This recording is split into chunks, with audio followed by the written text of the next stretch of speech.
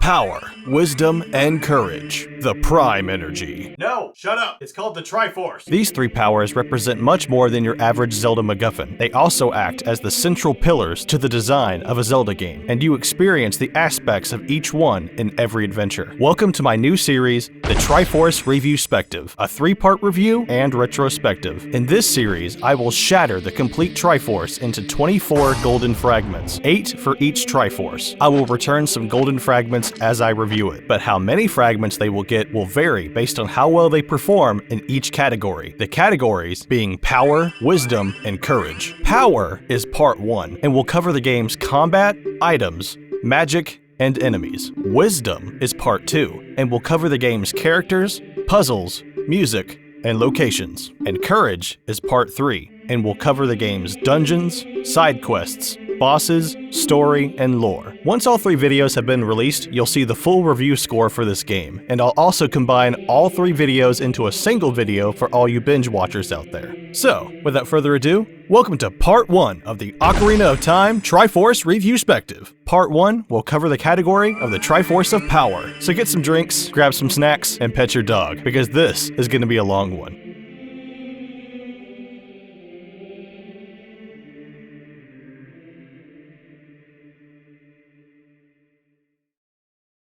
The combat.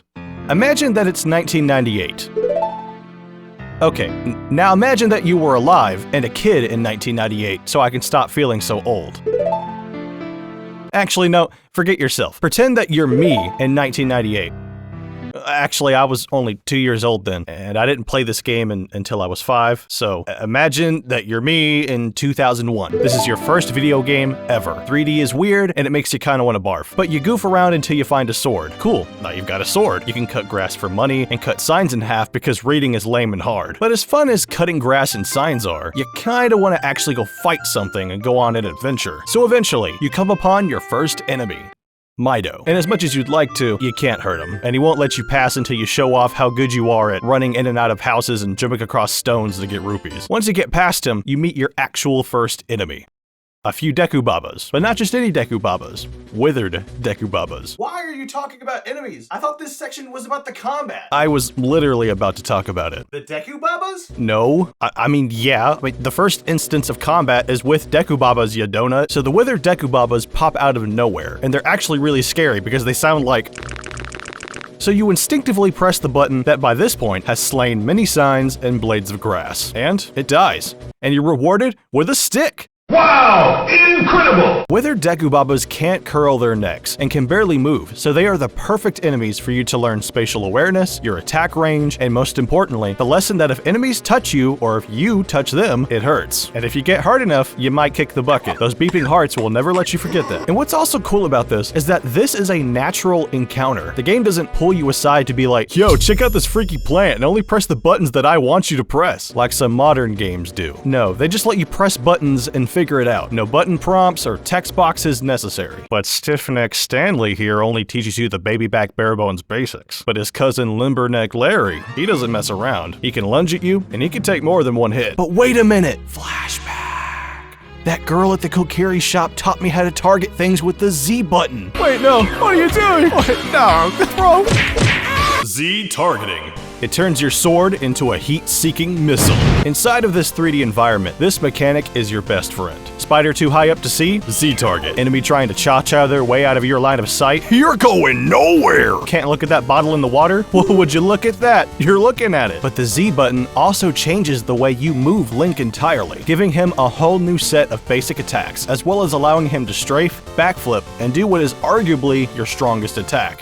The jump attack. When I'm really trying to take down a boss, I like to jump attack and backflip over and over until I've killed the boss so much that it's dead. Z-targeting also creates this kind of dynamic dance between you and the enemy, a dance which changes as you encounter different types of enemies that move and attack in different ways. Most of the time, enemies are in complete control over the pace of the battle, either because of the way they move throughout the environment or because of their natural defenses. This forces the player to slow down, focus on the battle, examine the enemy's attack patterns, and attack when they see an opening. Did I forget anything? Oh yeah, the shield. You can block stuff, and in some cases, you can reflect stuff. Return from whence you came, foul nut. The combat in this game is amazing, especially for its time, and it easily earns back 2 fragments of the Triforce of Power. Next up is the items. Link has some seriously deep pockets. I like to imagine he has those magic pockets from the Zelda cartoon. Now we have a lot of items to cover, so let's go ahead and get started. Link's iconic green tunic. Inspired by Peter Pan, it really matches the fairies and magic vibe that the series is known for. But in Ocarina of Time, the tunic is given a bit more context as to why he wears it. In the Kokiri Forest, everyone wears this garb. It signifies that you're one of the Kokiri. In Ocarina of Time, the green tunic isn't just his normal adventuring gear, but rather it is a symbol of where he came from, his home, the Kokiri Forest. But Link's cap is different from all the other children in the forest. It's long and pointy. Some of the other Kokiri wear caps, but they're short and more closely resemble Peter Pan's hat. Now this might be a bit of a stretch, but Link might have modified this cap himself in an attempt to stand out from the other Kokiri, but that's just my own fan speculation. But his getup also comes with a sick pair of kicks, the Kokiri Boots. They don't do anything special outside of looking cool. Fun fact, I loaded up Ocarina of Time to confirm this. Link is the only boy in the Kokiri Forest who wears brown boots. The other boys wear green shoes, and most of the girls wear brown boots except Saria. Her boots are green. But hey, Link might have just found these more fashionable and adventurous. Aw, hell yeah, it's time to talk about sticks. You can light them on fire to solve puzzles, you can bonk enemies on the head with them, but unfortunately it breaks the stick, and you thought weapon degradation in Breath of the Wild was bad. But it's okay, because you can carry 10 of these bad boys, and if you make a deal with this stranger in the woods, you can carry 20. They're essential for no sword runs, and they do even more damage than the Kokiri Sword. So embrace the bonk, change your name from Link to Lonk, and be the best bonk lonk to ever bonk King to Donk. However, you can't use them as an adult, because adults don't play with sticks, I guess. Jeez, whatever, okay, Mom. Deku Nuts. You throw them down, you freeze the enemy, you slap them, hit them with a stick. These work on most enemies, and even some bosses. It can stun Ghoma, and fun fact, they can even damage Ganon. I just found that out while writing this script. But I find Deku Nuts to be fascinating. I've always wondered why they flash when you throw them on the ground. I went through the Zelda encyclopedia, and I found nothing. I went to the Deku Nuts section on the Zelda wiki, and I found nothing. But then I went to ZeldaUniverse.com and found a forum called How Do Deku Nuts Work? Some just chalked it up to magic, while others theorized that inside of the nut there is some kind of chemical reaction when it is exposed to oxygen after the nut is cracked open. But then I saw a theory that suggested that the flash released by the Deku Nut is a natural deterrent to prevent predators, like squirrels, from eating it. And considering how the Lost Woods turns lost intruders into skeletons, I don't think this is much of a stretch. The Kokiri Sword, the first sword you get. The design is pretty cool. It has a wooden handle with a red gem in the middle. Kinda makes you wonder why the Kokiri even have a sword hidden away in the forest. Like, for safekeeping, sure, yeah, but only one sword? And who's gonna use it? Everybody in the village is a child, and the Deku tree is a tree. Why is this sword here? Where did it come from? What's the lore? I even whipped out the Hyrule Encyclopedia for this one, and it told me nothing other than the fact that it just existed. Regardless though, cool sword.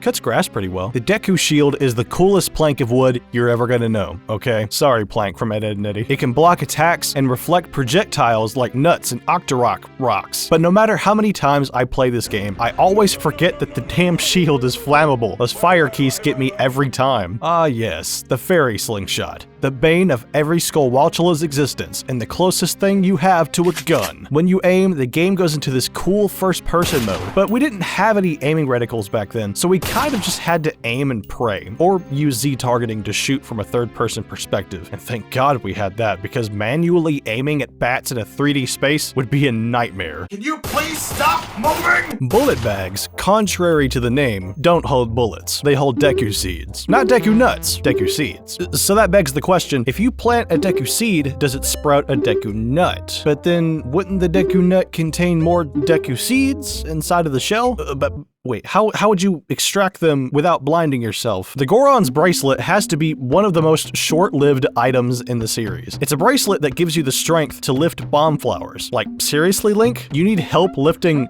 That? If you were able to move those giant marble blocks, then why aren't you able to lift that? Anyways, okay, the bracelet gives you the ability to lift these bomb flowers, but then you just unlock the bomb bag like 15 minutes later, making the bracelet completely useless. Also, it looks like it would be uncomfortable with all those pointy bits. The Stone of Agony vibrates when you're near a secret hole, but I'll be honest, I have never used this thing. Not a single time. I didn't even know what it did until I was doing research for this video. Also, the Stone of Agony was only used in the N64 version. In the 3DS version, it was replaced with the Shard of Agony, which pretty much does the same thing, but with pings and flashy icons. Rupee Wallets help you carry more rupees. The Hylian economy is pretty generous. Cut some grass, get some money, break some rocks, get some money, slam into a tree, break some pots, get some money, ruin the economy. Bomb bags are the bomb because they let you carry bombs so you can bomb whatever you need to bomb.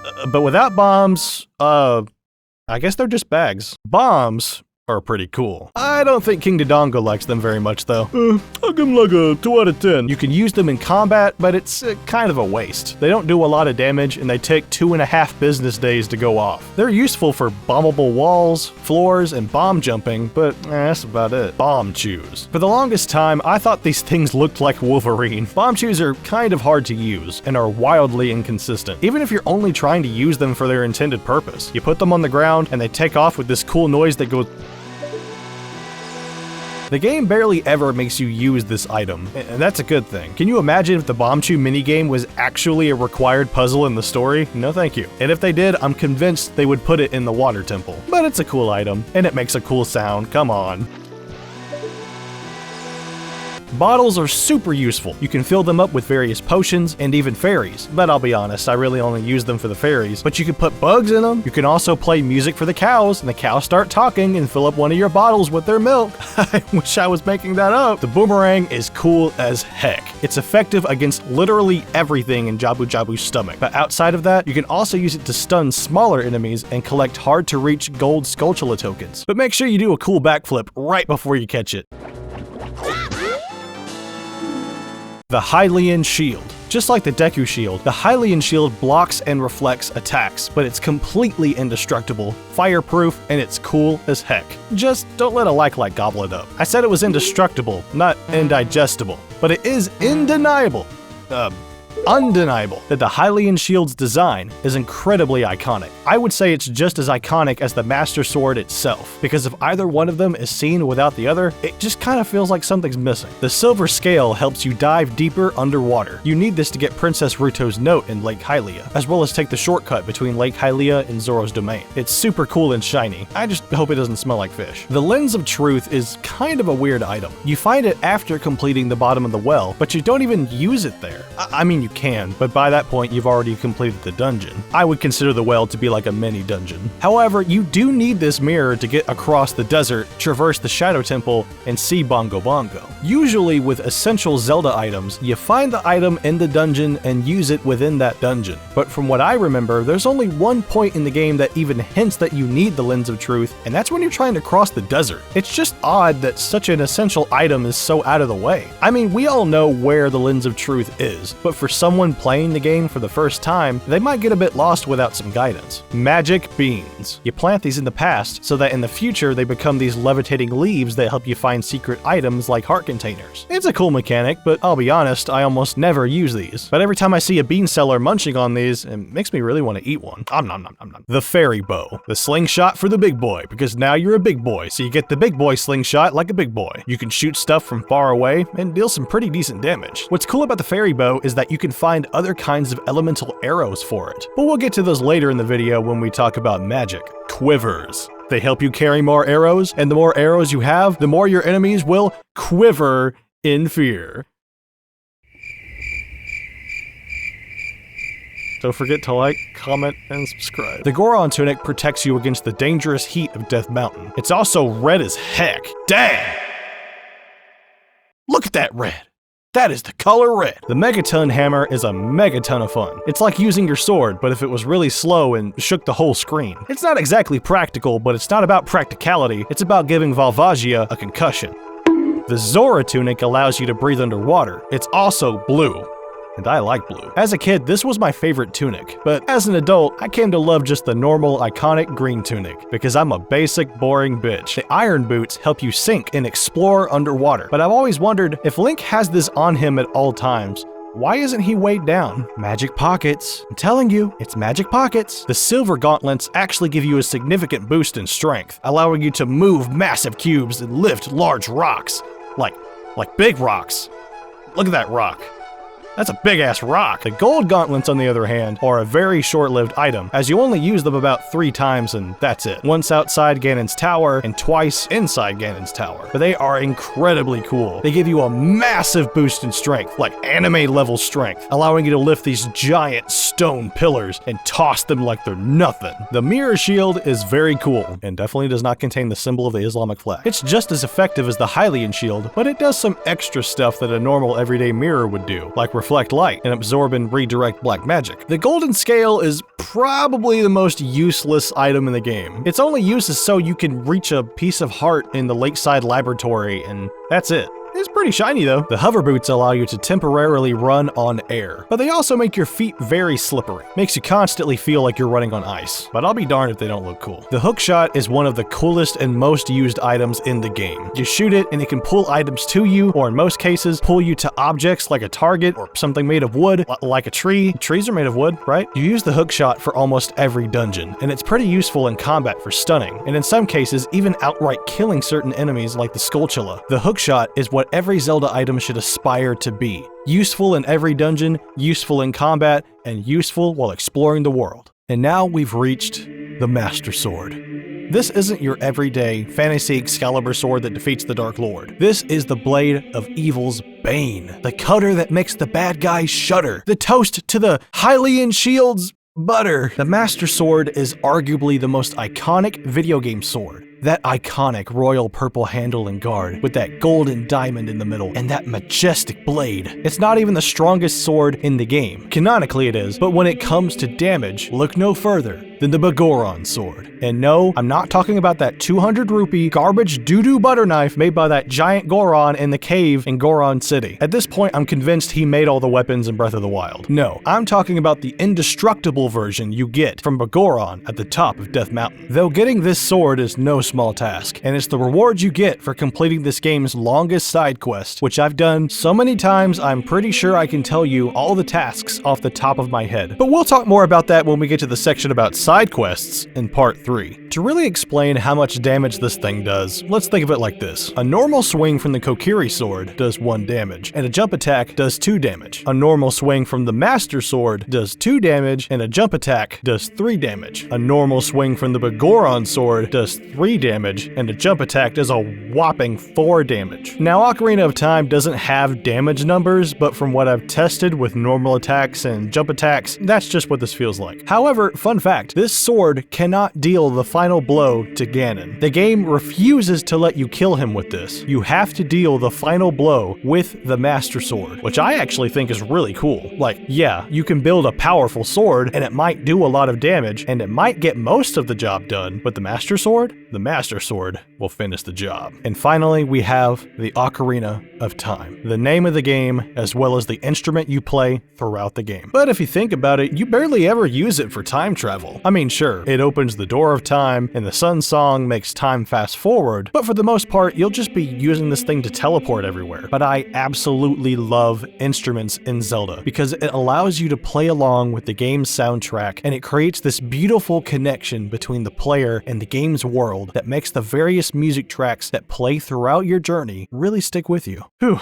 okay. I think that about does it for all the non-magic items in the game. Well, I mean, some of those can definitely be considered magic items, like the Ocarina of Time and the magic beans, which literally have magic in the name, but they're not magic-y enough for me to fit them in the magic category, if that makes any sense. The assortment of items you get in this game are absolutely iconic, and most of them are used outside of their respective dungeon, which is what every item in Zelda should strive to be. The items in Ocarina of Time earn back 2 shards of the Triforce of Power. Next up is magic. Link himself may not be considered a wizard, but thanks to the Great Fairies, he's no slouch in the magic department. Din's Fire, Farore's Wind, and Nayru's Love. Din's Fire allows Link to summon a dome of fire around himself before it expands, hitting everything around him. As cool as it is, I can only think of a few places in the game where this spell is actually useful. The battle with Dark Link, fighting Anubis in the Spirit Temple, and opening the entrance to the Shadow Temple. Farore's Wind is essentially a teleportation spell that allows you to teleport to the room you casted it in. I could probably count on one hand how many times I've used this spell in the last 22 years. It can be used effectively and save you some time. I just don't think I was ever smart enough to use it effectively. I mean, the dungeons in Zelda are never really long enough for me to warrant the spell's use. But still, it's useful and it looks cool. Look at that animation. But Nayru's Love is by far the most useful spell out of the three. When you cast it, a magical blue shield forms around you, making you completely invincible for 1 minute. It also makes this cool sound effect. I like that these Great Fairy spells are so cinematic. The camera narrows in and Link does this unique casting animation for each spell. I mean, it's basically just a cutscene, but I always thought that these were so cool. These kinds of spells were never brought back in the series, but I guess I can kind of understand why. The little cutscenes for these spells are unskippable, so you have to watch all of it every time you use them. So it kind of interrupts the pacing of the game, though that never really bothered me. As a kid, I would copy Link's moves and pretend I was casting the spells. They were that iconic to me. But spells aren't the only thing the Great Fairies taught Link. They mostly are. But one of them teaches him a magical technique, the magic spin attack. By holding his sword behind him, Link's magic power flows into his blade, emitting a blue energy. But if he holds it for just a moment longer, the magic intensifies, becoming larger and turning orange in color. And then with a mighty spin, the blade's energy is unleashed on all nearby foes. Now I know it sounds like I'm overhyping this attack, but I assure you, it's really good. There's not a blade of grass in Hyrule that doesn't fear its power. My favorite use of the spin attack is when Ganondorf attacks you with that really big attack. You know the one I'm talking about, but we'll get more into that in part 3 when we get to the section about bosses. But for now, let's move on to the magic arrows. Fire arrows are pretty fire. You get it?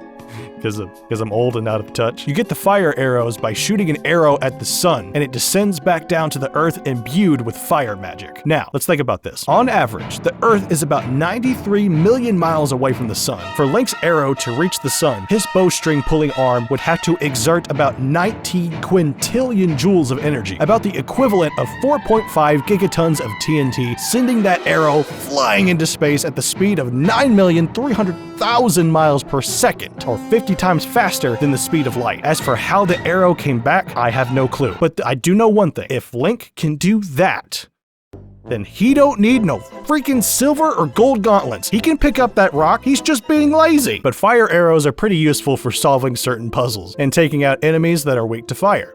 Like this guy.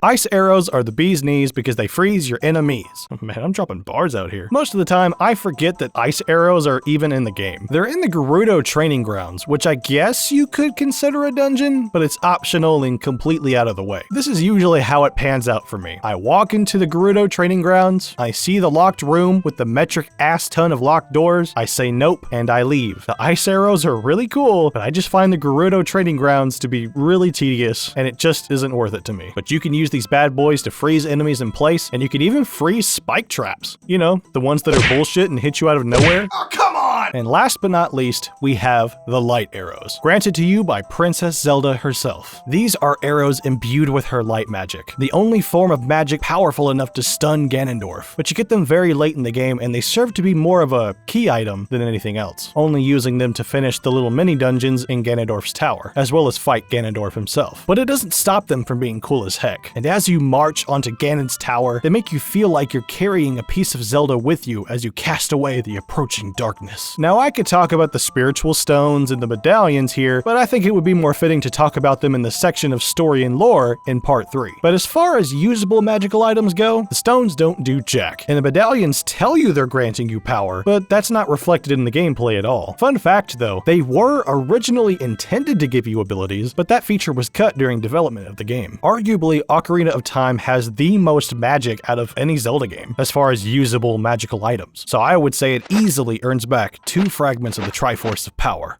And now to cover the last aspect of the Triforce of Power, the enemies. This section is going to be very long, as we have a lot of enemies to cover. I'll be going through each enemy in the game and not only analyzing their significance to the gameplay, but I'll also be deep diving into each one and brainstorming how they live and exist within the world of Ocarina of Time. I'll try to order them in the order that you would most likely encounter them as you play the game. We won't be covering any bosses, I'm saving that for part 3, but we will cover many bosses. Beginning with our old friend, Deku Babas. Plant-like monsters that lurk within the greener regions of Hyrule. They hide beneath the ground waiting for their next meal to step within range, and when the opportunity presents itself, they strike. Their only problem is they're kind of all neck and no brains. Throughout the Zelda series, there have been many different subspecies of Deku Baba, or is the plural Deku Babas? Deku Babs? Deku Babes? But in Ocarina of Time, there are only 3 subspecies. The withered Deku Babas, the ones that stick their neck straight up and never do anything else. The Deku Baba, which is just a normal Deku Baba that can bend its neck and lunge at you. And the big Deku Baba. Now for this video, I was researching enemy types in the Zelda Encyclopedia. And on page 174, you can find the section about Deku Babas, and I learned something pretty interesting about big Deku Babas. There are 2 different kinds. There are big Babas and big Deku Babas. There is a difference. Big Babas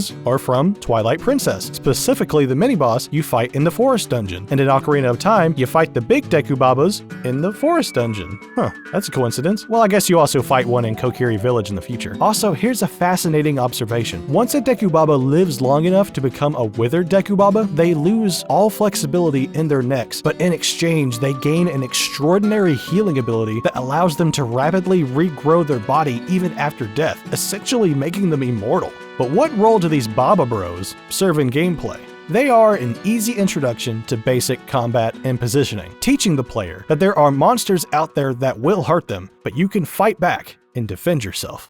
Next are Skullwalltulas. You know, normal spiders would build a web and then wait for prey to get caught in it. These guys see a wall of vines and they think, It's free real estate. They disguise their bodies as human skulls, which for their size I guess would be pretty convincing for humans, but it probably wouldn't do very well to deceive any other prey. Skullwalltulas, also referred to as Walltulas, are a subspecies of Skulltulas, and I never knew they were called Skullwalltulas until the making of this video. In the Zelda Encyclopedia, you'll find information on these little guys on page 211. There, you will find out that the Skulltulas and Skullwalltulas are cousins, and that their skull-shaped exterior is hard and serves more for defense than deception. I think spiders are scary enough on their own, and you're telling me that these ones are the size of my head and are wearing bone armor? If I was the hero of time, Hyrule would be doomed. But what role do these creepy critters serve in gameplay? They teach you how to use your slingshot. That's about it. Next up are Skulltulas. Just like the other guys, but they're kind of the size of a horse. Nope, Hyrule is doomed. Goodbye. No, it's okay, because actually, despite their size and armor, they are incredibly stupid. They will dangle down in front of you and will be, for the most part, invincible. And during this moment, do they take the opportunity to attack you? No, instead, they will turn around and expose their tender backside to you. Now, why would they do this? From a game mechanic standpoint, I understand. It's supposed to be an easy enemy that provides an easy window of opportunity for the player to attack. But I sat and thought about it for a while, and my mind went some places. You know, we don't see a lot of these giant Skulltulas, and later in Kakariko Village, we come across the House of Skulltula. And inside that house, we discover that there is a family who have been cursed and are slowly transforming into Skulltulas. That made me wonder if the giant Skulltulas we come across throughout the game turn their backs to us as a silent plea for us to release them from their torment. Before they turn around, we see them shake a little bit, almost as if they're fighting the curse with what little willpower they have left to expose their weakness to us so that we may set them free. Or who knows, maybe they're just really dumb. But what role do these abnormal arachnids serve in gameplay? They teach the player that they are not always in control of the flow of combat, and that sometimes they're going to have to stop and look for an opening before they attack.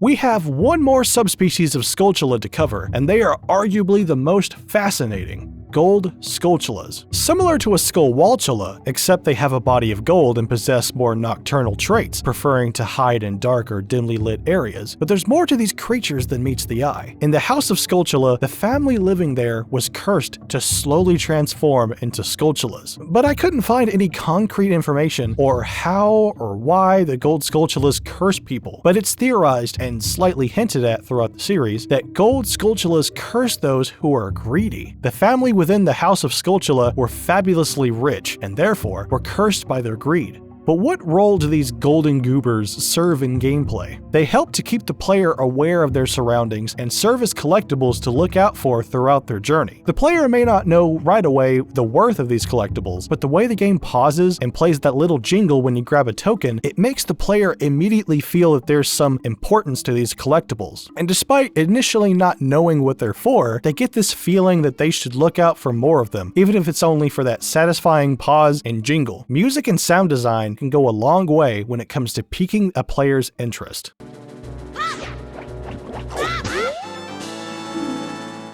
The next enemy we'll talk about isn't always an enemy. The Deku Scrubs. Most Deku Scrubs will lie below the ground and mind their own business, but they're very territorial, and if you get too close, they'll start spitting nuts at you. I'm talking some pretty big nuts. I mean, look at the size of these nuts compared to young Link. They're the size of his fat head. I started to wonder where and how these big nuts are stored, because these guys are relatively small. Like, do they keep it in their belly? And if they do, does that imply they eat nuts? So I went to page 50 of the Zelda Encyclopedia and read the Deku Scrubs section, and found out that these guys are made of nuts and leaves, which means they are either spitting the nuts they are eating at you, or they are shooting parts of their own body at you. Kind of like how a porcupine has detachable spikes as a defense mechanism against predators, except in this case, the porcupine's back would be more like a gun. But Deku Scrubs are interesting because they're not always hostile. According to page 50 of the Zelda Encyclopedia, and I quote, "The disposition of a Deku Scrub differs greatly based on the type of tree they are born from," unquote. Meaning, hostile Deku Scrubs might be born from trees that have flourished in a harsh environment, where the trees might have once witnessed any number of battles, whether that be between man, creature, or the very environment itself.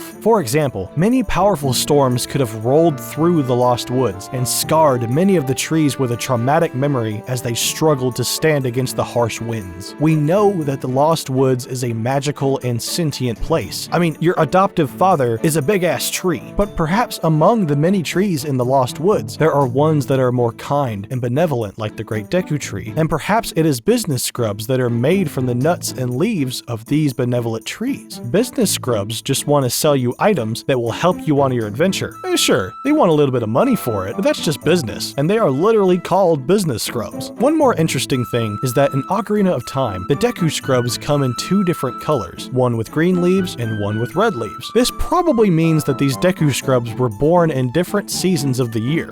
But what role do these Deku dudes serve in gameplay? Deku Scrubs teach you how to use your shield to reflect projectiles, and Business Scrubs serve as secret shops for the player, as well as showing them that not all baddies are bad. Some of them just want to make some money. For as little as $1 a month, you can join the Patreon Brew Crew, get exclusive perks, and support the channel. Link down in the description. Though if I had to give them one business tip, I would say if you really want to reel in a customer, maybe don't spit nuts at them. Next up is, a spiked log trap?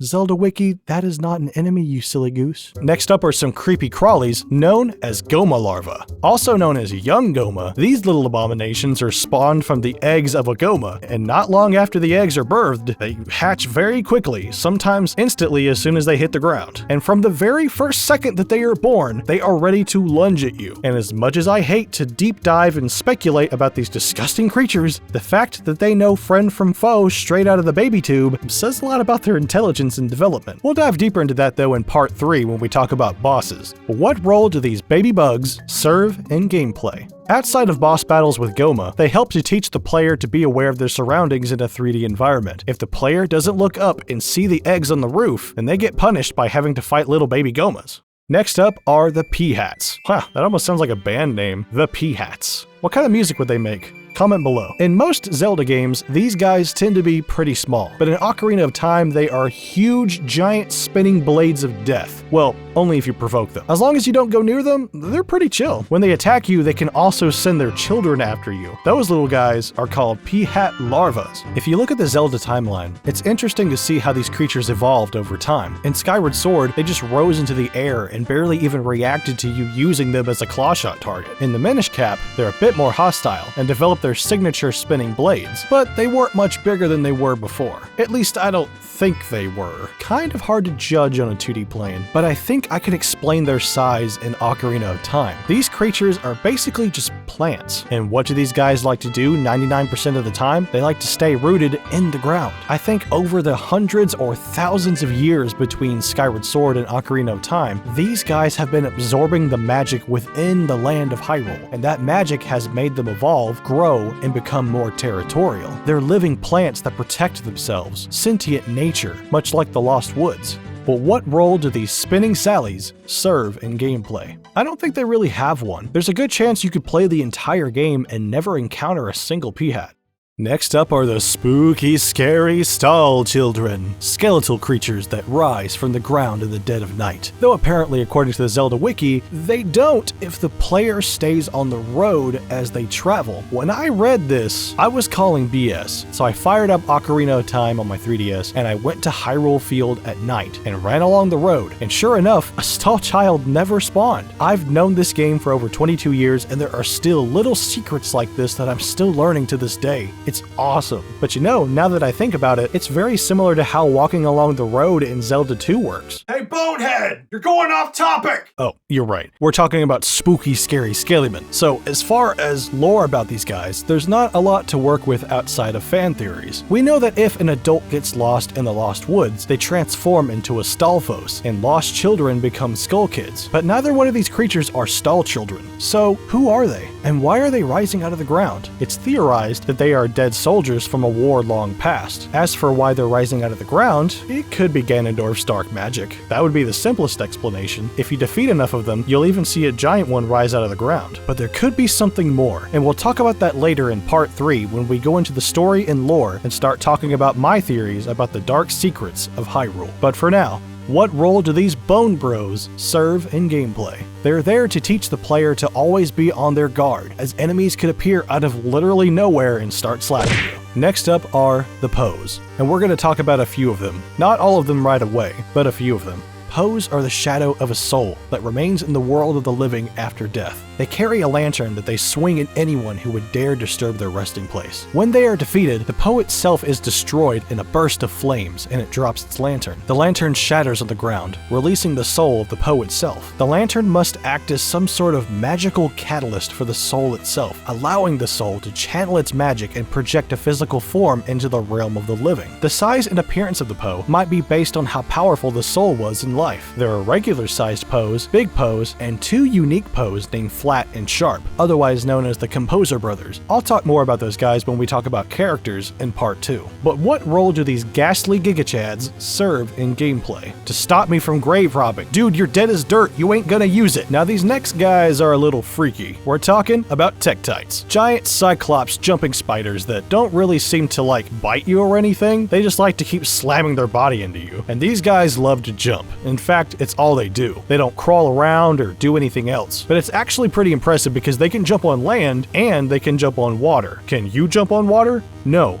You can't. Don't lie to yourself. They come in two distinct colors, red and blue. According to page 209 in the Zelda Encyclopedia, the differences between these colors can vary depending on the game. But in Ocarina of Time and the Minish Cap, the blue Tektites have more health than the red Tektites. In Ocarina of Time, this makes sense because of the order that you encounter these guys. You encounter the red ones at Death Mountain and the blue ones later in the game at Lake Hylia. As for why the spiders are the colors that they are, it most likely has to do with how they adapted to their environment. Red Tektites are red because of the dry and hot environments in Death Mountain. I wouldn't be surprised if their skin had some kind of heat-resistant liquid lurking beneath, similar to a smotherwing butterfly from Breath of the Wild. Blue Tektites are blue because of the wet and cool environments of Lake Hylia. The reason you see more of these guys throughout the game is probably because it's easier to survive there. You're telling me a giant spider that can hop on water doesn't catch the occasional fish? But what role do these jumping jacks serve in gameplay to make anyone with arachnophobia feel completely unwelcome to Goron City? The next enemies we'll talk about are Beamos and Giant Beamos. These one-eyed freakazoids come in all different shapes and sizes throughout the series, but in Ocarina of Time, they definitely have the strangest appearance. The lower half of their body looks like an angry human face. It's pretty unsettling because despite these characteristics, these things are not alive. They are security automatons that protect their designated dungeon by shooting eyeball lasers at whatever unauthorized entity catches their eye. Though that does make me wonder, who created these machines and for what purpose? Security, obviously, but for who and against what? Considering their unsettling appearance, they could have been created by Ganondorf's dark magic, which would certainly explain their placement within Dodongo's cavern, which I'm pretty sure he put them in there just in case Goron's ever got smart enough to eat the boulder blocking the entrance. Ganondorf also uses Beamos to guard the entrance to his castle, further reinforcing the idea that these iterations of Beamos were created by Ganondorf himself.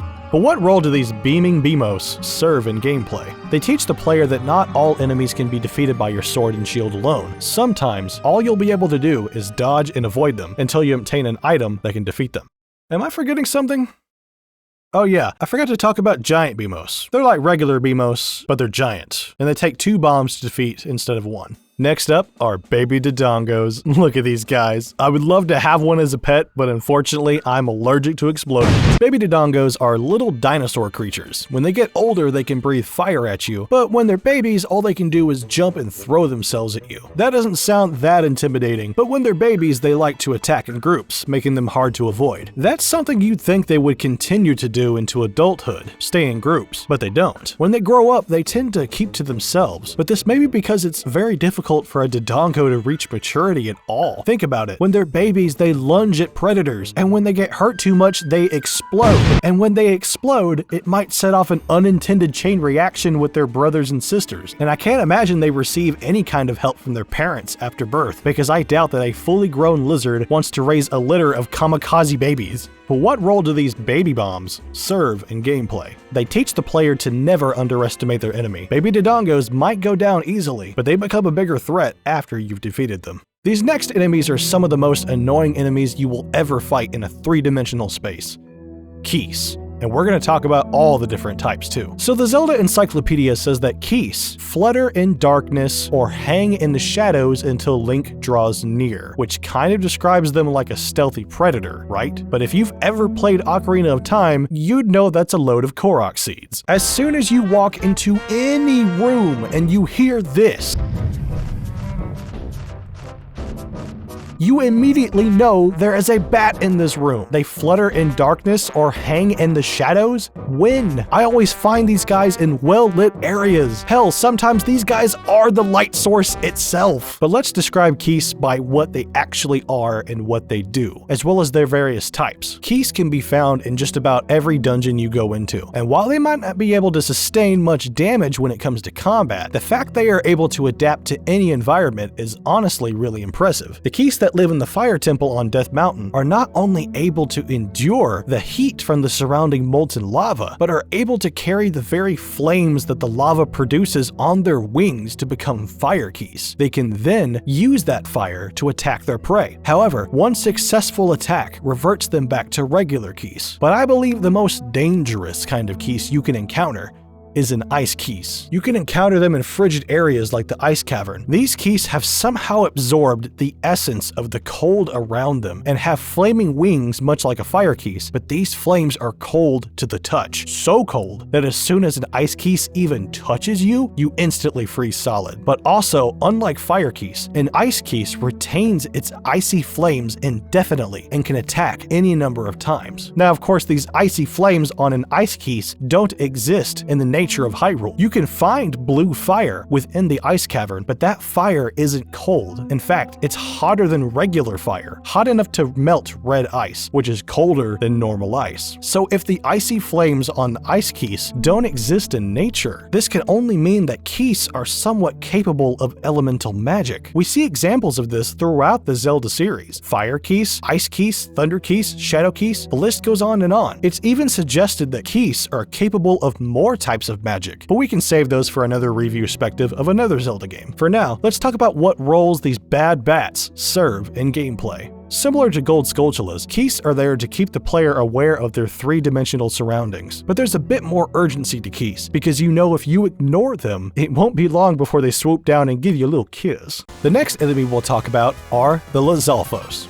They're these primal lizard warriors that, by the first time you meet them, seem a lot smarter than the average Dodongo. They're smart enough to use a sword and even employ combat tactics, like tagging out when one of them gets too hurt, or jumping over you to try and attack you from behind when you block their attacks too much. That's probably where Link got the idea for the Helm Splitter, the combat technique he passes down to his descendant in Twilight Princess. Due to how infrequently these creatures appear, it's hard to say whether Lizalfos are natural to the world of Ocarina of Time, or if they were created by Ganondorf's dark magic, like a Dodongo given sentience and combat experience. But if they are natural to this world, then they must be some kind of primal, violent, subterranean race of creatures that are shunned by the other civilized races of Hyrule, so they stay underground in caves and dungeons. I have a theory that at some point in time, the Lizalfos used to be a civilized race in Hyrule, but due to some large-scale conflict, they reverted back into being violent and primal, much like the Zora do in the Downfall timeline after the Imprisoning War. What is also interesting about Lizalfos is the way they fight Link. They show up in pairs, but only one of them attacks at a time. If they have the intelligence to swing a sword and use battle tactics, then surely they would know that if they both attacked Link, then they would stand a better chance of overwhelming and defeating him. But they don't. They fight him one-on-one, one at a time, which probably means that the Lizalfos prefer to fight honorably. Or they could just be doing this as a way to show off their strength and battle prowess. Either way, it shows a level of intelligence. It shows that these creatures fight with more than just their base instincts. They fight with thought and purpose. But what role do these scaly swordsmen serve in gameplay? Well, up until this point in the game, the player has been fighting fairly unintelligent creatures, Skulltulas, Keese, Dodongo, etc. So when they are locked in a room with two of these lizard lads, it's kind of like a surprise pop quiz of everything the player has learned so far. The way they move so erratically makes you use your Z-target. The platforms of their arena test your environmental awareness, and you have to block their attacks with your shield. Lizalfos test you on all three of these aspects simultaneously, and in doing so, helps the player to hone their combat skills. Next up are Dodongos. These are what baby Dodongos grow up to be. These adult Dodongos are large in size, have hardened scales that serve as armor, have the ability to breathe fire, and have a 9-to-5 job where they pace back and forth through a hallway making sure no one lights these torches. Gary, bro, come on, you had one job.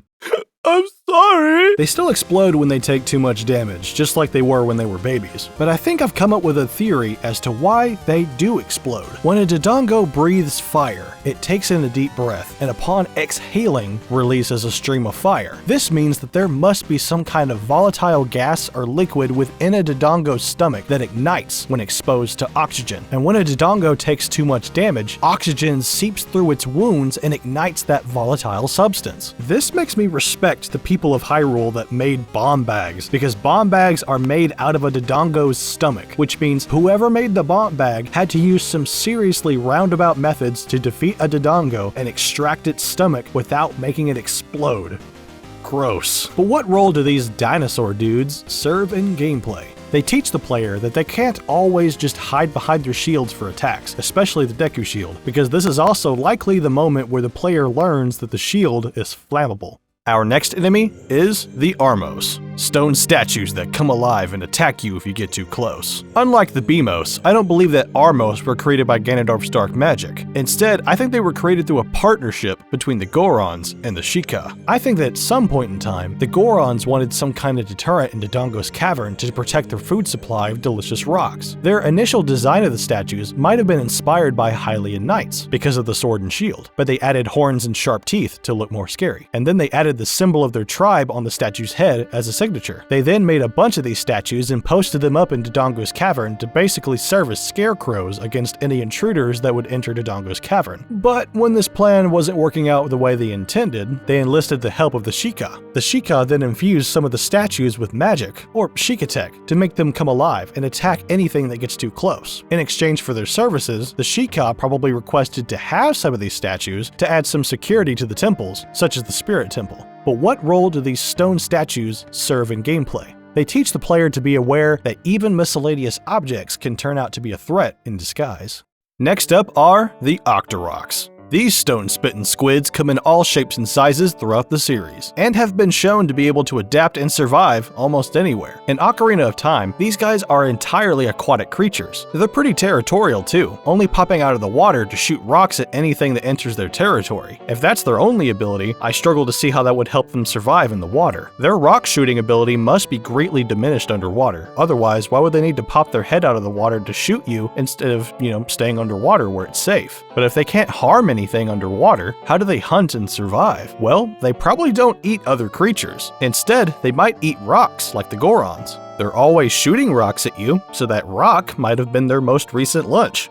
Gross. Over the centuries, the Gorons and Octoroks might have formed the rivers, valleys, caves, and mountain trails through their snacking endeavors. But what role do these metamorphic mollusks serve in gameplay? They teach the player to be wary of the water, for danger could be right underneath the surface. Next up are Shaboms. These bubble-like enemies are exclusive to Ocarina of Time, and you encounter them within Jabu Jabu's belly. They bounce around mindlessly until they're popped. At first, I was thinking these bubbles could symbolize some form of indigestion, but then I thought, well, these bubbles hurt Link when they touch him, so they're more like a defensive mechanism. I imagine that these bubbles formed within Jabu Jabu after the parasitic anemone Baronade took root inside of him, causing his immune system to go into overdrive, in which case, these Shaboms behave more like white blood cells to fight off anything in the body that might deem a threat. But judging from the state that his stomach is in when you visit it, I would say Jabu Jabu definitely needs some Flintstones gummies. But what role do these bouncy bubbles serve in gameplay? They are there to be big annoying bubbles that I can never seem to avoid getting hit by at least once every time I play this game. Next are Biri and Bari, jellyfish-like creatures that Link encounters within Jabu Jabu's belly. Unlike Shaboms, Biri and Bari are not part of Jabu Jabu's immune system. They are actually part of the parasitic anemone Baronade that infested Jabu Jabu. Bari are larger forms of Biri that serve as Baronade's armor. Usually these creatures have a protective electrical current running through their body, protecting them from predators. However, after attaching themselves to Baronade, they seem to lose their electrical conductivity and are susceptible to sword attacks. There's also a rare subspecies of Bari that have two extending tendrils and spin around to attack their prey. Link has to be careful around these things when they're scouting, as a sword slash will electrocute him. But what role do these jelly bellies serve in gameplay? When the player initially encounters these things, most of their weapons won't work on them, and attacking them with their sword will finish them, but will also hurt the player. So this teaches the player that sometimes they'll need to leave the room and solve the problem later, and that it's okay to run away. Next are the Stingers. These stingray-like creatures are exclusive to Ocarina of Time. These mysterious creatures are first encountered within Jabu Jabu's belly, and are seen swimming around within his stomach lining. Gross. But when they feel threatened, they are capable of flying out, floating through the air, and dive bombing their prey. My first thought was that these creatures are parasitic, needing to feed off a host to survive, but you also encounter them in the water temple, just floating around in the water completely isolated. I call them mysterious because I find it difficult to pin down what their nature is. But since you rarely encounter them, this might be a species in Hyrule that is on the verge of extinction, and might have been taking refuge within the belly of Jabu Jabu. But what role do these floaty fiends serve in gameplay? Be aware of what's below you. You never know what might pop out. Next are the Telpasaron, another enemy exclusive to Ocarina of Time. Page 208 of the Zelda Encyclopedia describes these guys as tapeworm-like creatures, and their electrical conductivity suggests that, like the Biri and the Bari, they are spawned by the parasite anemone Baronade. A Telpasaron's electrical body usually stays rooted within the stomach lining of Jabu Jabu unless it's provoked, meaning that these creatures might live off of Jabu Jabu's bioelectricity. They might even be offering a portion of this bioelectricity, or might be directly channeling it to Baronade. But what role do these tingly terrors serve in gameplay? They're there to be scary and I hate them. Next are the Parasitic Tentacles. In the original version of Ocarina of Time, these tentacles within Jabu Jabu's belly did not possess electrical capabilities. However, in Ocarina of Time 3D, they do. Which makes a lot of sense considering that these tentacles are parasitic and are most likely extensions of Baronade. These tentacles are directly related to the walls of gooey flesh blocking our path, as when they're defeated, those gooey walls disappear. Also, these gross tentacles are exclusive to Ocarina of Time. Good. They're gross. But what role do these pesky parasites serve in gameplay? To be gross and pad out the length of the dungeon. Next up is the Big Octo. Big Octos are fascinating because they're these large evolved Octoroks that are able to live outside of water. It's obviously a lot bigger than a normal Octorok, but beyond that, it doesn't look much different than a regular Octorok. This potentially implies that regular Octoroks might be able to survive outside of water, but we've just never seen them do so. Maybe because of their size, they're too scared. They unfortunately have one giant glowing weakness on their butts, although it only opens when they're stunned. Perhaps all Octoroks possess this weakness, and that's probably why they prefer to stay in the water where it's safe. Big Octos seem to be rare though. Outside of Jabu Jabu's belly, we never see another one. At this point in time, they might be endangered, and it isn't until Wind Waker that we encounter many more of them. But what role does this big boy serve in gameplay? He's a mini-boss that lets you test out your new Boomerang.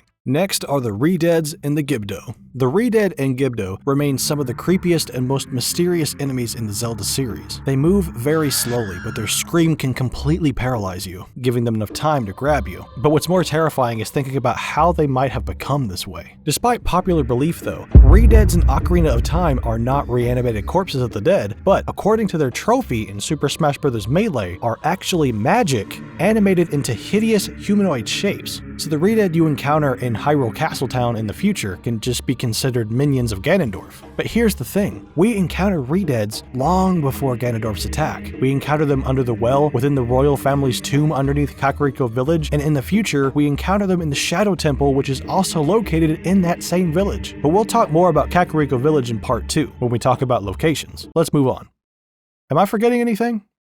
Oh yeah, Gibdo are just Redeads wrapped up like mummies. As for why they're wrapped up, to make them more spooky maybe? Redeads aren't real people, and they're already scary enough on their own to do what they need to do, which is probably to scare away intruders, so I don't understand why anyone would wrap them in bandages. But what role do these groany ghouls serve in gameplay? They are there to teach the player that some enemies are better off avoided. The next enemies we'll talk about are the Wolfos and the White Wolfos. Wolfos aren't your usual pesky pups. When they plan to attack, they appear out of nowhere, almost like a spirit. You find most Wolfos in the Forest Temple and Sacred Forest Meadow, and even within the Spirit Temple. I believe Wolfos are protective spirits and possibly even agents of Farore that protect sacred ground. I believe much like the Ice Keys, the White Wolfos have absorbed the cold itself into their bodies, hence the white fur. But unlike Ice Keys, White Wolfos don't seem to possess any ice abilities until Twilight Princess, where their bodies are literally made of snow and ice. But what role do these furry fiends serve in gameplay? To keep the player on their toes, as well as reinforce that wait and attack style of gameplay. Next up are the Moblins. Ocarina of Time probably has the biggest and most jacked versions of the Moblins in the series, and despite their size, they are actually one of the quickest enemies in the game. They're terrifying. If they get one look at you, they don't even hesitate. They just immediately chase you down and stab you. One of them has a giant mace, and he hits the ground so hard it sends shockwaves at you that you actively have to avoid. But they're only terrifying until you learn their weakness, the Hookshot. One hit instantly takes them down. Be gone! You only encounter them in the future, and they're there to stand guard over the Sacred Forest Meadow, so it's safe to say they're just Ganondorf's minions put there to slow you down. But what role do these blundering brutes serve in gameplay? This section of the game actually teaches you to use your Z button to help you look around corners, because if you don't... Next, we're going to be talking about the bubbles, and we're going to cover all the bubbles. The blue bubbles, the green bubbles, the red bubbles, and the white bubbles. Page 169 of the Zelda Encyclopedia describes bubbles as disembodied spirits that curse people. This makes me believe they aren't minions of Ganondorf, but are rather spirits that dwell within temples as agents of Farore. They use the high concentration of magic in the temples to possess the bones of the dead. One thing bubbles all have in common is that they all possess green glowing eyes, which means they might be gifted with the magic of Farore, allowing them to tap into the temple's magic. But the type of magic they tap into does not determine the color of their aura. Red bubbles can be found in the Fire Temple, and even in the Shadow Temple. They like to jump out from lava and bottomless pits to surprise you. They're little pranksters. Blue bubbles mostly reside in the Forest Temple. They're the most aggressive of the bunch, and probably the only ones that take their job seriously. Green bubbles are funny little guys. They won't outright attack you, they just like to spin in circles or fly around. If you happen to be in the way, way, that's on you, not them. White bubbles have no aura, but they don't care. They won't even attack you unless you provoke them. They just want to fly around and chill out. I would too if I had wings on the side of my head. But what role do these bubble boneheads serve in gameplay? To make me laugh every time I put their flame out. Look at them go. The next enemies we'll cover are the Stalfos. Any adult who gets lost in the Lost Woods will eventually be cursed and become a Stalfos. I imagine this curse was placed upon the Lost Woods by the goddess Farore herself to protect the woods in the Forest Temple from intruders. That would certainly explain why we see Stalfos within the Forest Temple. However, we also see them within the Shadow and Spirit Temples, which implies that this curse may have been learned by the Sheikah and Gerudo tribes. The Sheikah might have dabbled with this dark magic for potential military tactics, hence why we see them in the Shadow Temple, and the Gerudo may have cast the curse on the desert itself, which is why we see them in the Spirit Temple. The knowledge of this curse was most likely taught to Ganondorf as well, which is why we encounter Stalfos within Ganon's tower. Most of the time, Stalfos attack in groups, and they also actively mock you during combat by laughing at you. This shows that they are not mindless monsters, and are capable of understanding combat tactics. Even in their undead skeletal forms, they are able to go toe-to-toe with Link, and should they land a strike, even deal considerable damage. But similar to the Lizalfos, the Stalfos seem to have some semblance of honor, only coming at Link one at a time. Unlike the Lizalfos, however, I don't believe Stalfos have a will of their own. Once they are cursed, they are given a mission and must follow through with their instructions by whatever master cursed them. But the honorable way in which they fight might be the only semblance of humanity and control they have left in them. But what role do these bony bad boys serve in gameplay? They're pretty ruthless in combat, and really punish the player if they make a mistake, so I'd say they're a test of the player's combat skill at that point. These next enemies have never stopped giving me the heebie-jeebies.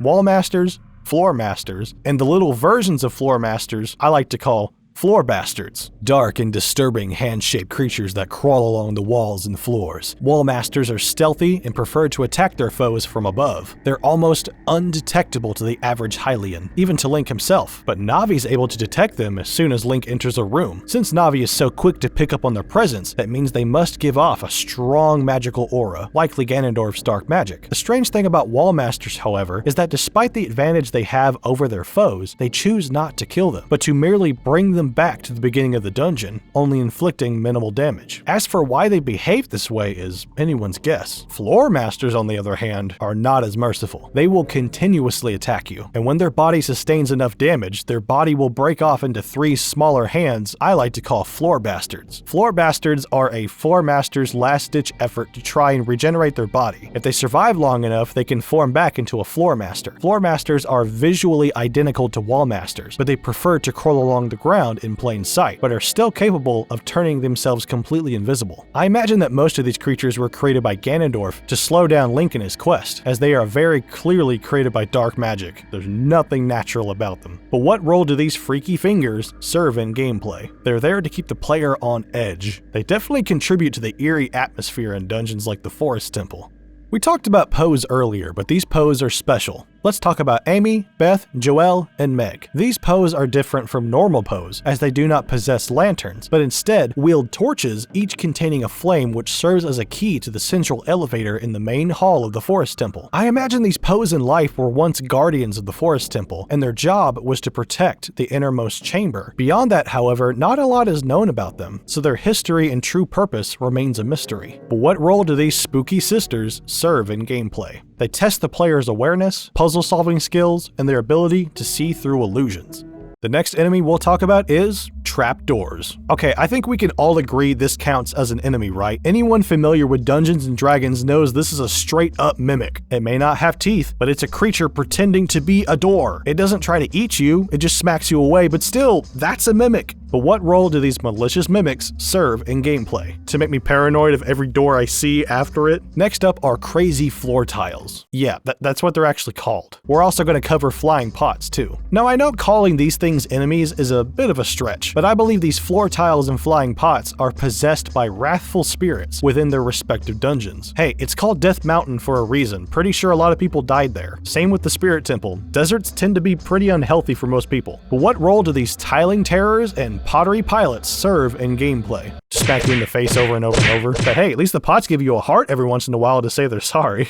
Next up are likes. Now, as much as I wish it wasn't true, like-likes are, unfortunately, natural creatures within the world of Hyrule. They are surprisingly adaptable to just about any climate. Despite being vulnerable to fire, you can find them inside the Fire Temple and most other dungeons. In Ocarina of Time, you rarely ever see them outside, so they might just prefer enclosed environments, but they don't mind whether it's wet or dry. In fact, I don't think they mind anything. I don't think they have a mind at all, really. They're more like a moving mouth that just gobbles up whatever falls into it. They're infamous for eating shields, though. It seems to be their favorite kind of snack, though I imagine it's just that, a snack. There's no way they could live on a diet of shields, but I bet a Hylian armory looks like a candy store to a like-like. But what role do these fleshy fellas serve in gameplay? To eat your stuff, specifically your shields. I see it on your back. Gimme, gimme. The next enemy we'll talk about are boulders. Yes, boulders, okay? Hear me out. You gotta understand that boulders in Ocarina of Time do not behave like normal giant rocks, okay? I'm not crazy. Have you played Elden Ring? It's like the giant balls from Elden Ring. In Kokiri Village, this boulder is just going around and around in this flat square maze forever. Physics don't work like that. In the Fire Temple, in this maze section, there are a few boulders rolling around. If they hit you, they stop for a moment, and then they roll in the opposite direction. And despite the fact that they're rolling on flat ground, they never stop rolling or lose momentum. And when they reach the end of a hallway or a path, they stop, turn around, and roll backwards. Look, like I don't have a lot of experience with real life boulders, but I do have a PhD in common sense, and that doesn't make any sense. But what role do these bad boulders serve in gameplay? Mostly to guard the path forward, like the Kokiri Sword, because without the Kokiri Sword, you can't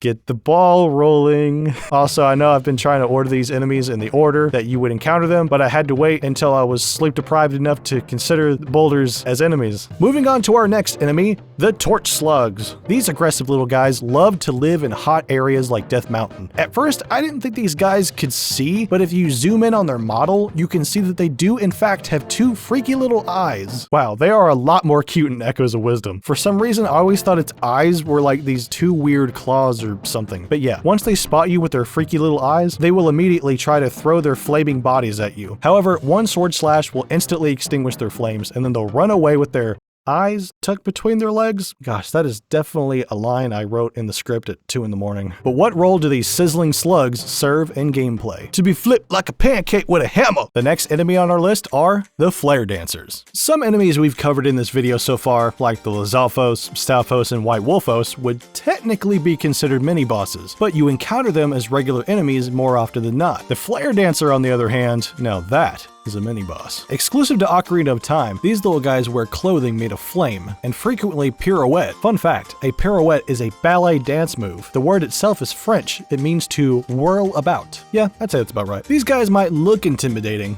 but this is their actual body. You can pull them out of their fiery clothes with a hookshot. They'll get scared and run away until they find another source of fire to jump into. I love chasing these little guys because when you catch up to them, they turn around and it sounds like they're saying goodbye. I believe Flare Dancers are fire elementals, and have probably existed for a long time, serving as guardians of the Fire Temple. Sadly, considering the fact that we only see these guys in Ocarina of Time, they might have been an endangered species of elementals. But what role do these dancing dudes serve in gameplay? They're there to teach the player that sometimes the item you get in the dungeon, in this case the hammer, isn't always the immediate solution, and that sometimes it's an item you've had for a while.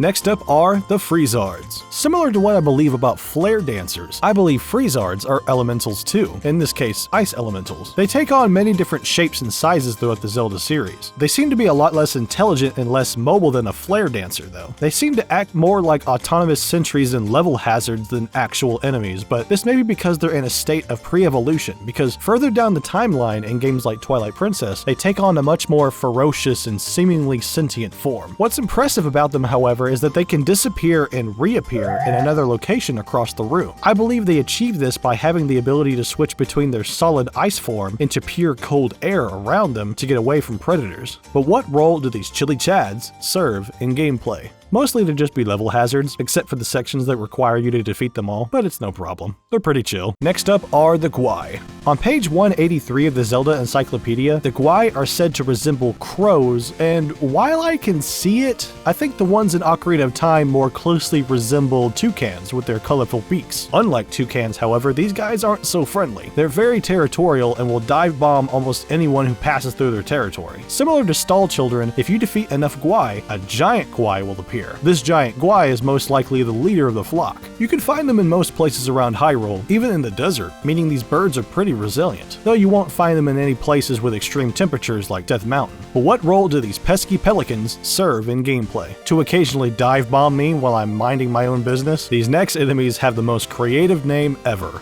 Spikes.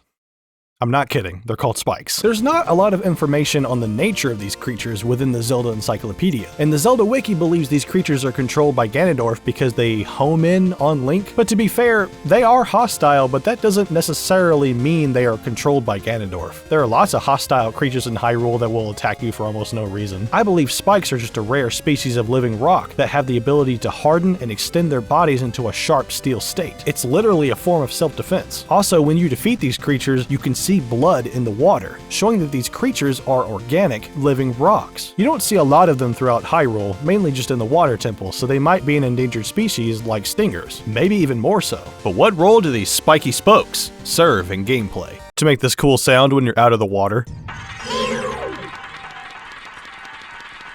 Next up are the Shell Blades. That's way too cool of a name for something that's just a clam. But these enemies are no slouch when it comes to underwater combat. Inside their shells, they are almost invincible, and they attack you with the blades on their backside. However, these creatures have one fatal weakness. Anytime they sense a threat nearby, their shell opens up, exposing their membrane. It's a short window of opportunity, sure, but that membrane of theirs isn't able to sustain a lot of damage. All it takes is one hit and it's instantly defeated. But why do shell blades open up their shell before they attack you? Most likely, their membrane is very sensitive to subtle movements and vibrations in the water, and it uses that information to understand the general direction of where you are, and once it has that information, it quickly spins around and attacks you with its back blades. But notice how the shell blade keeps going after it misses you? That's probably because it can't sense your movement when the shell is closed. That's why after its attack, it has to stop, open up its shell, and scan for you again. But what role do these seafood samurais serve in gameplay? They are by far one of the biggest hurdles to get by when you're exploring underwater, but that's exactly what they are, a hurdle to overcome. This next enemy is one of the most iconic mini-bosses in the series, Dark Link. Dark Link is a twisted reflection of our hero Link that mimics his movements and abilities. He appears in the water temple in a room that seems almost dreamlike. The floor is filled with shallow water, and at its center lies a tree. It is from this tree that Dark Link appears, and then challenges Link to a duel. Dark Link appearing in the water temple is actually kind of poetic when you think about it. Lake Hylia representing Link, the water, his heart, and within that heart, uncertainty. Uncertainty of where to go or what to do because I can never properly memorize this damn dungeon. But deep within this heart lies a reflection of what Link could be if he lets this power and status that he's been given get to his head. And through this battle with his darker half, he must cast away these temptations and focus on his goal, saving Hyrule. Or I don't know, maybe it's just a cool fight with a dude with red eyes. Oh, he's standing on my sword, look at him go! But what role does this dark dude serve in gameplay? To be one of the greatest mini-bosses of all time, duh! Next up are the Gerudo Guards and the Gerudo Thief. The Gerudo tribe are not your enemies for very long, but they are in your way for a little bit. The guards have eyes like a hawk, like a slightly blind hawk with tunnel vision. They're not very good at their job because every time they imprison you, they never take any of your tools or weapons. I feel like that would be like rule 2 or 3 in the guard rulebook. When you shoot them with an arrow, they fall over and you see these particles above their head. Some would say these are stars above their head, like they're knocked out and this is a game for kids. Dead Hand is also in this game. I agree to disagree. I believe when you shoot these guards with an arrow, they are saved by some pink fairy dust that they have stored away in their ponytails. Because you're shooting them with arrows. Arrows don't knock people out, dude. The Gerudo Thief guards the jail cells and is a lot more formidable than the guards. She wields 2 large curved blades and is very acrobatic. Her spinning jump attack is even able to incapacitate Link in one strike. She seems to enjoy the thrill of combat every time Link and her go toe-to-toe. So there might be a reason you have your equipment when they capture you. It might be under her orders. She wants you to break out and try and fight her again. It's not hard to imagine why though. It must get very boring in that fortress. I don't imagine they get a lot of visitors, and the ones they do get aren't able to keep up with her in combat. But what role do these desert dandies serve in gameplay? They're a stealth section in a game that doesn't have that many stealth mechanics, but it's okay because it doesn't last that long. Next up are levers. plant-like spinning creatures that survive in the harsh wasteland of the Gerudo Desert. Similar to Gwai's and Stall Children, if you defeat enough of them, a giant lever may appear. They move in groups and attack anything that walks on the sand. They have very sharp senses and are able to detect something moving on the sand almost immediately. Their hostile nature is most likely due to the harsh environments they inhabit where food and water is scarce. The fact that they attack Link might mean that they are carnivorous plants. Levers might be the reason the carpet merchant stays high up on his magic carpet and doesn't dare touch the sand below. But then again, levers only ever appear near the Desert Colossus. They could be guardians of the temple, or maybe they just prefer the sand there. I don't know. I'm not an expert on sand. But what role do these sandy spinners serve in gameplay? They're a good test of your avoidance skills while traversing the Desert Colossus. I'm sure this next enemy has haunted many people's nightmares. Dead Hand. This abomination lurks in the darkest depths beneath the well of Kakariko Village. Another can be found in the Shadow Temple, covered in bloodstains and lacking any hands of its own. It relies on these creatures called Pale Hands to hold its prey, though these hands could be controlled by Dead Hand itself. What disturbs me about this creature more than its appearance is its potential origins. From what we could gather about the Redeads and Gibdo, the Shika did dabble in torture and forbidden magic. Perhaps this was an attempt to create a very powerful Redead, but something went horribly wrong. The thought that this creature wasn't created by Ganondorf, but rather by the elders or ancestors of the very people you are protecting is very disturbing. I can't imagine, and I don't want to imagine, how these creatures have been staying alive over the years. But what role do these smiley sailors serve in gameplay? To be an incredibly scary, but also incredibly iconic mini-boss, not once, but twice. Next up are the Anubises.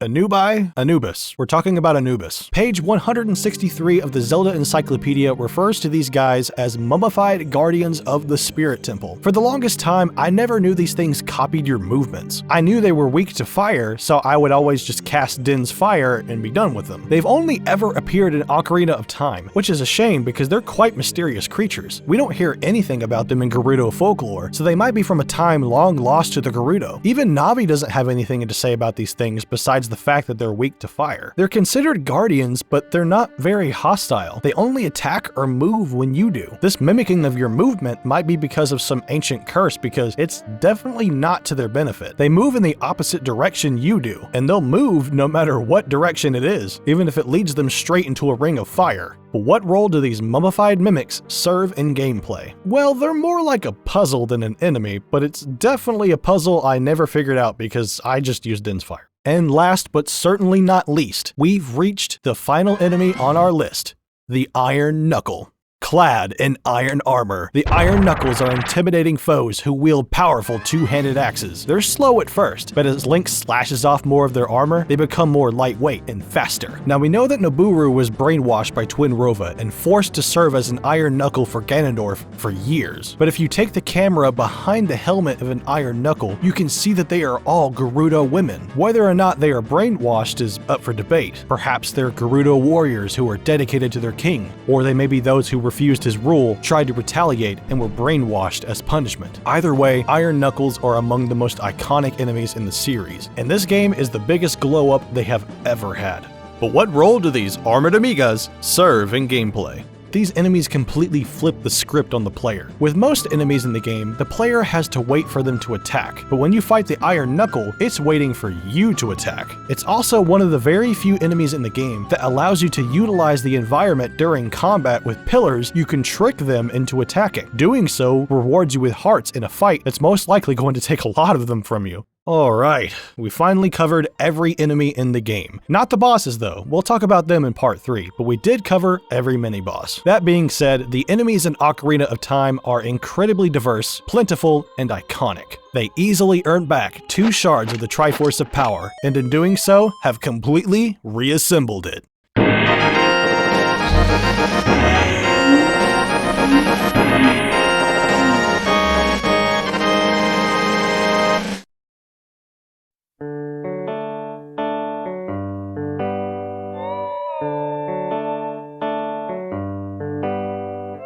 Combat, items, magic, and enemies. Ocarina of Time excels in all of these categories, and paved the path that future 3D Zeldas would follow. This concludes part 1 of the Ocarina of Time Review-Spective. When next we meet in part 2, we'll be covering the aspects of the Triforce of Wisdom, which will be characters, puzzles, music, and locations. The next video will take me a good while to make, but if you enjoyed this video, hit like, leave a comment, and share it with your friends. It's the best way to support the video. I'm sorry this video has taken so long, but this is by far the biggest project I have ever worked on. But thank you all so much for watching, and I hope you all have a great day. God, I am so done with recording. I've been in this booth for 3 hours and 44 minutes. I'm so ready to edit tomorrow after I sleep. Have a great day.